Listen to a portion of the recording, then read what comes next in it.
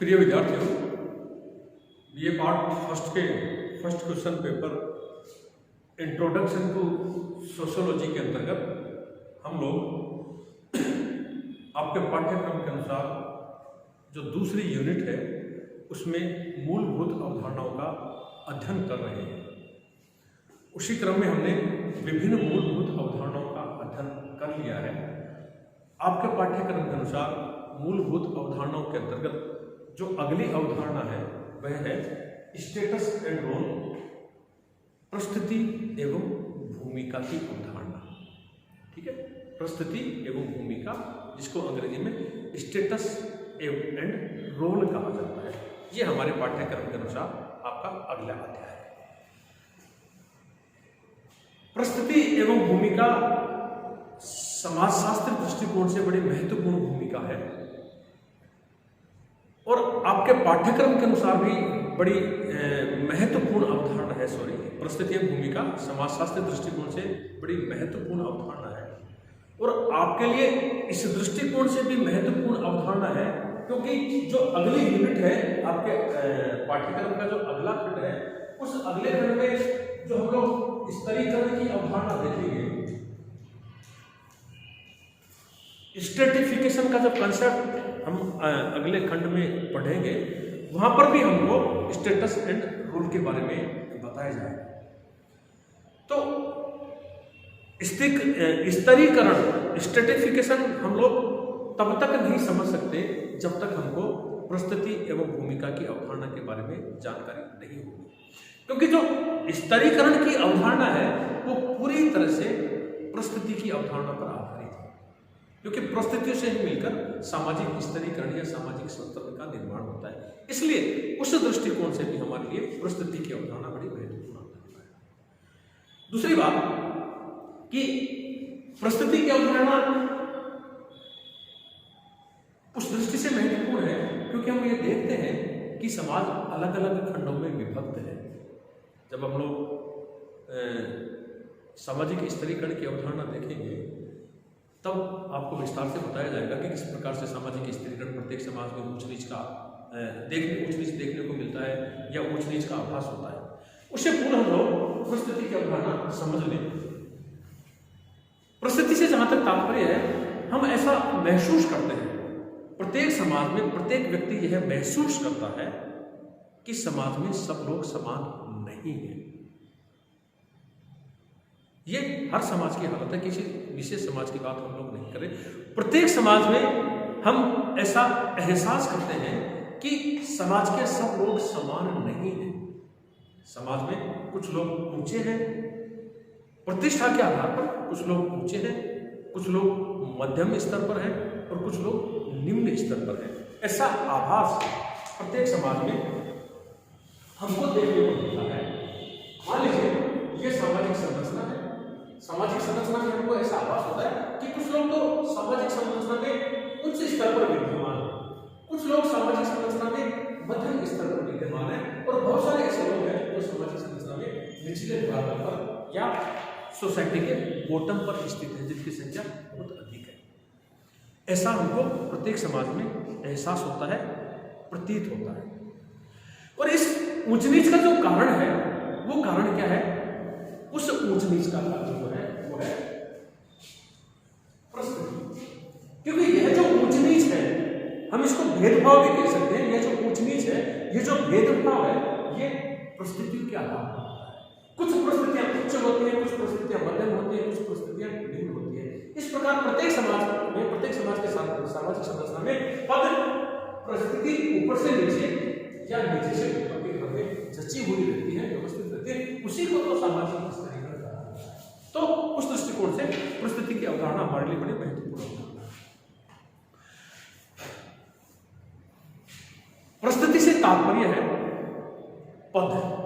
सामान्य भाषा में हम इसको इस प्रकार से स्पष्ट कर सकते हैं कि प्रस्थिति से तात्पर्य कोई पद है, कोई पोस्ट है।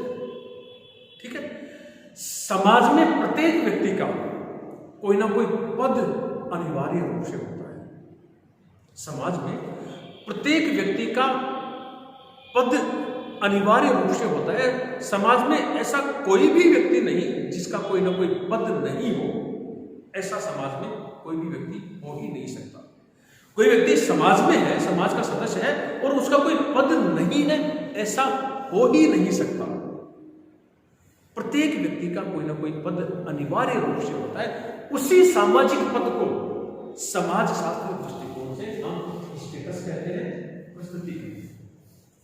ठीक है, प्रस्तुति पद की सूचक है और समाज में कोई व्यक्ति रहता है और उसका कोई पद नहीं हो, ऐसा हो ही नहीं सकता। समाज में प्रत्येक व्यक्ति का कोई ना कोई पद अनिवार्य रूप से होता है।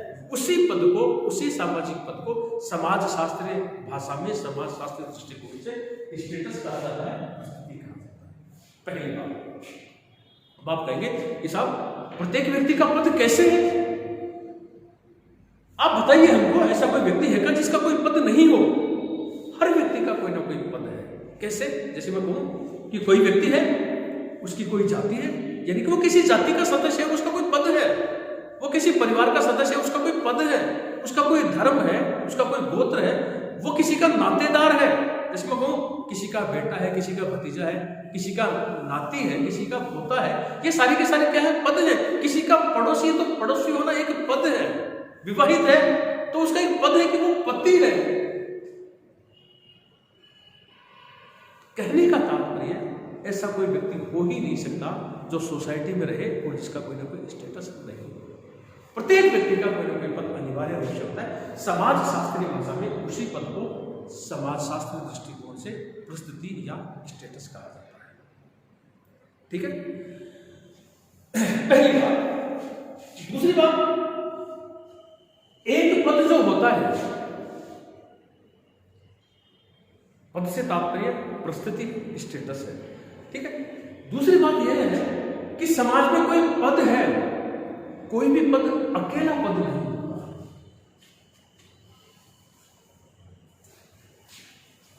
समझे? ये तो स्पष्ट कर दिया कि प्रत्येक व्यक्ति का कोई ना कोई पद होता है। इसका मतलब उस पद को प्रस्तुति कहते हैं। कोई भी प्रस्तुति अपने आप में अकेली प्रस्तुति नहीं होती है। इसका मतलब यह है कि कोई पद है, कोई प्रस्तुति है, वो अकेली नहीं होती है। पद अकेला नहीं होता है। इसका मतलब यह है कि एक पद है, इसका मतलब उसके सामने दूसरा पद है। एक प्रस्तुति दूसरी प्रस्तुति की तुलना में ही प्रस्तुति होती है। एक पद दूसरे पद के विरोध में ही, एक पद किसी दूसरे पद के तुलना में ही पद होता है, प्रस्तुति होती है। कहने का मतलब अकेली प्रस्तुति का सोसाइटी में कोई अस्तित्व नहीं होता है। कैसे? मान लीजिए कि अध्यापक का एक पद है, तो कोई अकेला अध्यापक हो सकता है क्या? अध्यापक तब अध्यापक है जब उसके छात्र या छात्राएं हैं, यानी कि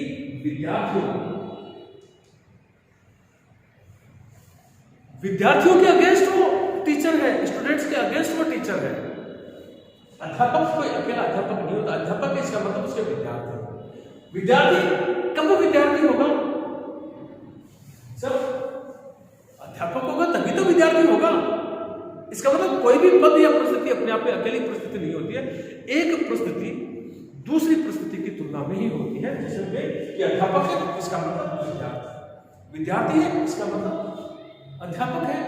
ठीक है, पति है, पति एक प्रस्तुति है, एक पद है।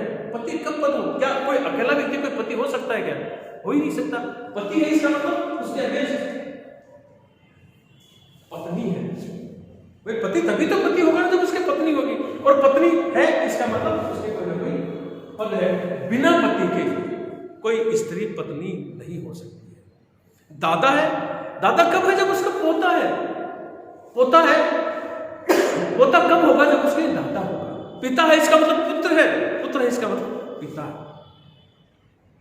ठीक है, पिता की मृत्यु हो जाती है तो उसके साथ उसका, उस परिस्थिति के साथ उसका जो है संबंध समाप्त हो जाता है, क्योंकि ये वैयक्तिक संबंध होते हैं। इसका मतलब कोई भी परिस्थिति अपने आप में अकेली परिस्थिति नहीं होती है। एक परिस्थिति दूसरी परिस्थिति के संदर्भ में ही होती है, जैसे कि विभिन्न उदाहरणों के माध्यम से हमने बताने की कोशिश की। ठीक है, पुनः दोहराते, समाज में प्रत्येक व्यक्ति का कोई ना कोई पद होता है। ऐसा कोई भी व्यक्ति नहीं जिसका कोई ना कोई पद नहीं होता है। उसी पद को, उसी सामाजिक पद को समाजशास्त्र दृष्टिकोण से परिस्थिति कहा जाता है। कोई भी परिस्थिति अपने आप में अकेली परिस्थिति नहीं होती, एक परिस्थिति दूसरी परिस्थिति के संदर्भ में ही होती है, अकेली परिस्थिति नहीं होती। जैसे हमने बताया कि अध्यापक है इसका मतलब विद्यार्थी है, विद्यार्थी इसका मतलब अध्यापक है, पति है इसका मतलब पत्नी है, पत्नी इसका मतलब पति है, बेटा है इसका मतलब पुत्र है इसका मतलब पिता है, पिता इसका मतलब पुत्र है। यानी कि एक परिस्थिति दूसरी परिस्थिति के संदर्भ में ही होती है। पहली बात, किसी एक व्यक्ति का पद एक क्षेत्र में बहुत बड़ा हो सकता है, यानी कि एक व्यक्ति को अनेक परिस्थितियां मिलती है। जैसे मैं कहूं कि फिलहाल मैं एक शिक्षक हूं, ठीक है, मित्रों के साथ मैं एक मित्र हूं, घर पे जाकर मैं किसी का बेटा हूं, किसी का भाई हूं, किसी का पति हूं, किसी का पिता हूं, यानी कि एक व्यक्ति को अनेक परिस्थितियां मिलती है। ठीक, तो उस पहली बात हमने बताई कि एक परिस्थिति दूसरी परिस्थिति के संदर्भ में होती है। दूसरी बात मैं यहां पर यह बताने की कोशिश कर रहा हूं कि कोई एक व्यक्ति किसी क्षेत्र में उच्च परिस्थिति को प्राप्त कर सकता है, वही व्यक्ति दूसरे क्षेत्र में बिल्कुल निम्न परिस्थिति को प्राप्त कर सकता है।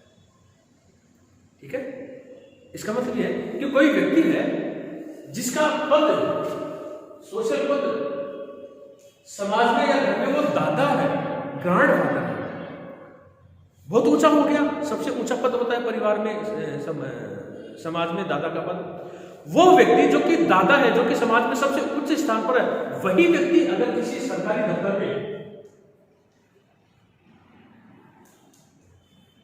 चपरासी है, एक व्यक्ति जो कि घर में दादा है, वो व्यक्ति सरकारी कार्यालय में किसी दफ्तर में चपरासी है, तो वहां पर उसकी परिस्थिति निम्न होती है।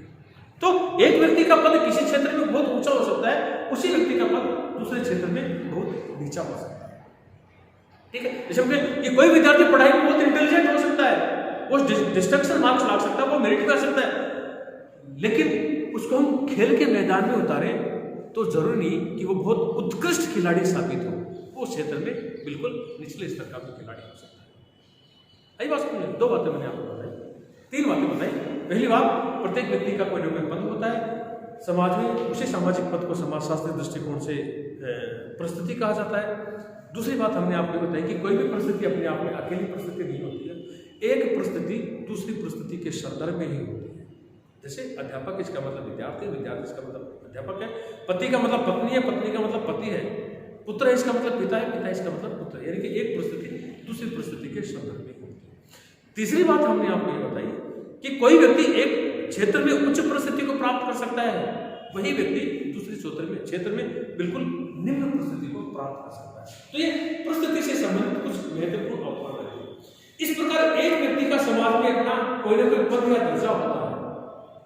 ठीक है, दादा है, चपरासी है, बेटा है, पिता है, पति है, पत्नी है, शिक्षक है, विद्यार्थी है, ये सारे के सारे क्या है? पद है। प्रत्येक व्यक्ति का कोई ना कोई पद या दर्जा अवश्य होता है, जिसे समाजशास्त्री भाषा में परिस्थिति कहते हैं। ठीक है, और इस परिस्थिति को धारण करने के फलस्वरूप व्यक्ति को जिस प्रकार के कार्यों की हम बात करें, भूमिका की, कोई व्यक्ति किसी पद को प्राप्त करता है, ठीक है, कोई व्यक्ति किसी पद को प्राप्त करता है, किसी परिस्थिति को प्राप्त करता है, तो परिस्थिति प्राप्त करने के पश्चात उस व्यक्ति से, जिस व्यक्ति ने परिस्थिति प्राप्त की है, उस व्यक्ति से समाज कुछ विशेष प्रकार के दायित्वों का निर्वाह करने की अपेक्षा रखता है। किसी व्यक्ति ने कोई परिस्थिति प्राप्त की है, चाहे वो प्रदत्त परिस्थिति हो, चाहे अर्जित परिस्थिति हो, उस परिस्थिति को प्राप्त करने के पश्चात उस व्यक्ति से, जिसने की परिस्थिति प्राप्त की है या उसको परिस्थिति मिली है, उस व्यक्ति से समाज उस परिस्थिति के अनुसार उस दायित्वों का निर्वहन करने की अपेक्षा रखता है। उसको भूमिका, यह भूमिका या रोल का कहने का मतलब, समाज में ऐसा कोई व्यक्ति नहीं जिसका कोई पद नहीं है। प्रत्येक व्यक्ति की कोई ना कोई परिस्थिति होती है, और उस पद के साथ, उस सामाजिक पद के साथ, उस परिस्थिति के साथ कुछ काम जुड़े हुए होते हैं। उस पद को कोई व्यक्ति जो प्राप्त करता है, उस पद पर आसीन होता है, उसको उस पद से संबंधित कुछ कार्यों का निर्वहन करना पड़ता है, कुछ दायित्वों का निर्वहन करना पड़ता है, कुछ ड्यूटीज पूरी करनी होती है। उन्हीं दायित्वों को, उन्हीं कार्यों को, उन ड्यूटीज को हम भूमिका या रोल कहते हैं। एक और बात यहाँ पर स्पष्ट कर पाए कि प्रत्येक परिस्थिति के साथ एक भूमिका जुड़ी हुई होती है। जिस प्रकार से कोई भी परिस्थिति अपने आप में अकेली परिस्थिति नहीं होती, ठीक उसी प्रकार से कोई भी भूमिका अपने आप में अकेली भूमिका नहीं होती, क्योंकि कोई व्यक्ति कार्य करेगा वो दूसरों के संदर्भ में करेगा। अध्यापक है, अध्यापन का कार्य करेगा तो किसके लिए? अध्यापक एक परिस्थिति है, अध्यापन इसकी भूमिका है। विद्यार्थी एक परिस्थिति है, अध्ययन करना इसकी भूमिका है। ठीक है, तो जिस प्रकार से कोई भी परिस्थिति अपने आप में अकेली परिस्थिति नहीं होती, दूसरी परिस्थिति के संदर्भ में ही होती है, ठीक उसी प्रकार से कोई भी भूमिका अकेली भूमिका नहीं होती, दूसरी भूमिका के संदर्भ में ही होती है। ठीक है, तो प्रत्येक व्यक्ति का कोई ना कोई पद होता है जिसको समाजशास्त्रीय भाषा में परिस्थिति कहा जाता है, और परिस्थिति धारण करने के प्रयोजन व्यक्ति से जिस प्रकार के कार्यों की समाज सामान्यतः अपेक्षा करता है तथा उसके अनुरूप वह जो कुछ करता है उस पद के अनुसार जो वो काम करता है उसको समाजशास्त्रीय भाषा में भूमिका कहा जाता है। प्रत्येक समाज की संरचना एवं संगठन का निर्माण विभिन्न व्यक्तियों के द्वारा धारण की गई सामाजिक परिस्थितियों एवं भूमिकाओं के व्यवस्थित सहयोग से ही होता है। यानी कि समाज का या जो सामाजिक व्यवस्था का जो निर्माण होता है, वो निर्माण जो होता है समाज में जो विभिन्न लोग होते हैं उन विभिन्न लोगों के द्वारा धारण की गई परिस्थितियों और उन परिस्थितियों के अनुसार भूमिकाओं का निर्वहन करने से ही किसी समाज की व्यवस्था का निर्माण होता है। ठीक है, वीर स्ट्रीट एक समाजशास्त्री है, इनकी पुस्तक है द सोशल ऑर्डर।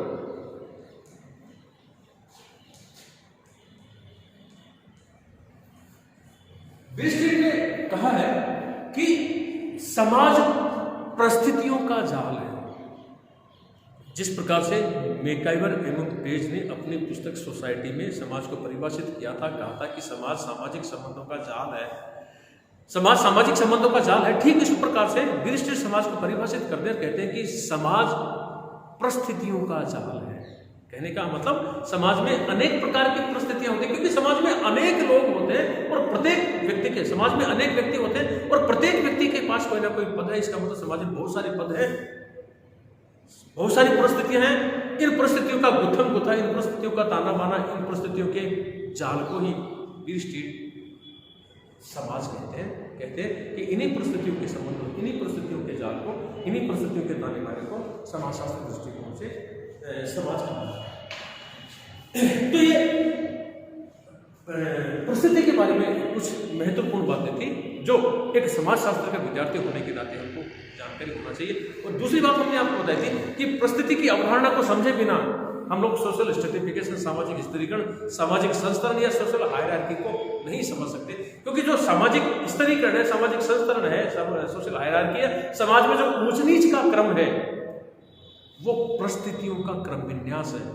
परिस्थितियों का क्रम विन्यास से तात्पर्य समाज में कुछ पद उच्च होते हैं, कुछ मध्यम होते हैं, कुछ निम्न होते हैं, निम्न मध्यम उच्च। इस प्रकार से प्रत्येक समाज इस पद क्रमानुसार परिस्थितियों के ऊंचे से नीचे के क्रम में या नीचे से ऊपर के क्रम में व्यवस्थित रूप से सुबद्ध होता है, जुड़ा हुआ होता है, आबद्ध होता है, और इसको हम परिस्थितियों का क्रम विन्यास कहते हैं। और समाजशास्त्र दृष्टिकोण से परिस्थितियों के क्रम विन्यास को ही सामाजिक स्तरीकरण कहा जाता है। ये परिस्थिति एवं भूमिकाओं के बारे में एक संक्षिप्त से जानकारी थी। विस्तार से हम लोग बात करेंगे, क्योंकि परिस्थिति भी दो प्रकार की होती है, आगे जाकर हम बात करेंगे। एक तो ऐसी परिस्थिति होती है जो व्यक्ति को जन्म के साथ स्वतः ही मिल जाती है, जबकि कुछ परिस्थितियां ऐसी होती हैं जिनको व्यक्ति अपनी मेहनत, लगन, योग्यता और परिश्रम, प्रतिस्पर्धा के माध्यम से अर्जित करता है। जो परिस्थितियां व्यक्ति को स्वतः ही बिना किसी प्रयास के जन्म से ही मिल जाती हैं उनको प्रदत्त परिस्थिति कहा जाता है। यानी कि जो परिस्थितियां प्रदान की जाती हैं सोसाइटी के द्वारा, जैसे लड़का या लड़की होना, किसी जाति, धर्म, गोत्र, परिवार का सदस्य होना, इनके लिए हमने कोई प्रयास नहीं किया। लड़के या लड़की होना, इसके लिए हमने कोई प्रयास नहीं किया, तो इस प्रकार के पदों को, इस प्रकार के परिस्थिति को प्रदत्त परिस्थिति कहा जाता है। जबकि कुछ परिस्थितियां ऐसी होती हैं जिनको व्यक्ति अपनी मेहनत, लगन, योग्यता, परिश्रम को प्रतिस्पर्धा के माध्यम से प्राप्त करता है। ऐसी परिस्थितियों को अर्जित परिस्थिति कहा जाता है। जैसे मैं कहूँ कि मैं एक शिक्षक हूँ, तो शिक्षक होना, मैं पुरुष हूँ, ये मेरी प्रदत्त परिस्थिति है। मैं किसी का बेटा हूँ, ये मेरी प्रदत्त परिस्थिति है। मैं किसी जाति धर्म का सदस्य हूँ, किसी का नातेदार हूँ, किसी का मैं पड़ोसी हूँ, ये सारी की सारी प्रदत्त परिस्थिति है। लेकिन मैं एक शिक्षक हूँ, ये मेरी अर्जित परिस्थिति है। ठीक है, जैसे शिक्षक है, सिपाही है, कलेक्टर है, उपखंड अधिकारी है, विभिन्न प्रकार के प्रशासनिक पदों पर कार्यरत अधिकारी होते हैं, ठीक है, जो कि अपनी मेहनत, लगन और योग्यता के आधार पर उन परिस्थितियों को प्राप्त करे हैं, उनको हम लोग अर्जित परिस्थितियां कहते हैं। अर्जित का मतलब जो अर्जन की है, जो आपने हासिल की है। इस प्रकार से 2 प्रकार की परिस्थितियां होती है, प्रदत्त और अर्जित, जिनका उल्लेख हम लोग अगले अध्याय में करेंगे।